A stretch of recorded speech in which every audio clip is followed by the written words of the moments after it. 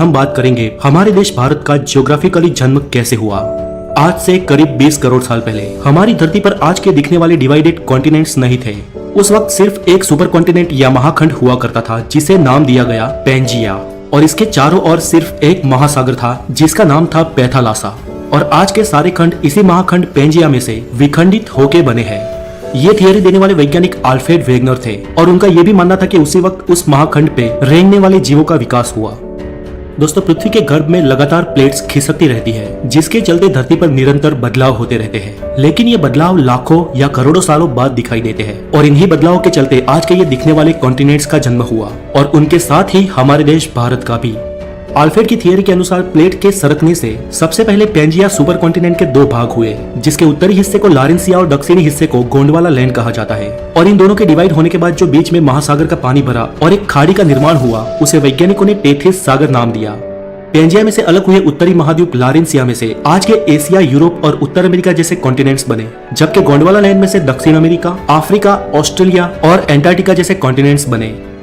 हमारा देश भारत भले ही आज भौगोलिक रूप से एशिया का भाग हो, लेकिन भारत का भूमि भाग उस वक्त वास्तव में गोंडवाना लैंड महाद्वीप का हिस्सा था और आज का अफ्रीका और भारत एक ही प्लेट पे टिके थे।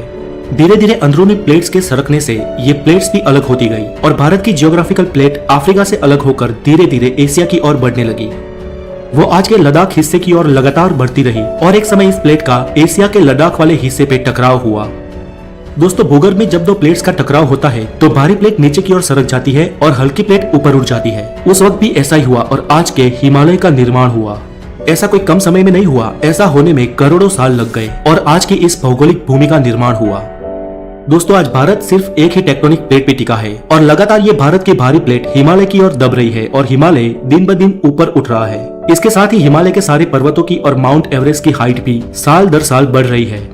दोस्तों, इस थियरी को सिद्ध करने के लिए एल्फ्रेड ने यह भी कहा कि आज के दिखने वाले सारे कॉन्टिनेंट एक दूसरे में फिट होते हैं और आज अगर किसी तरह इन सबको एक किया जाए तो फिर से पेंजिया सुपर कॉन्टिनेंट का निर्माण हो सकता है। चलिए, ये तो एक संयोग भी हो सकता है, लेकिन अल्फ्रेड ने अलग अलग विस्तार में जाके उस महाखंडों की जीव सृष्टि का और प्राचीन खड़कों के अवशेषों का अवलोकन किया तो ये मालूम हुआ कि विविध अवशेष अलग अलग खंड में एक समान ही थे। इसके साथ ही अल्फ्रेड ने अपनी इस थियरी को सिद्ध करने के लिए कई सारे उदाहरण दिए।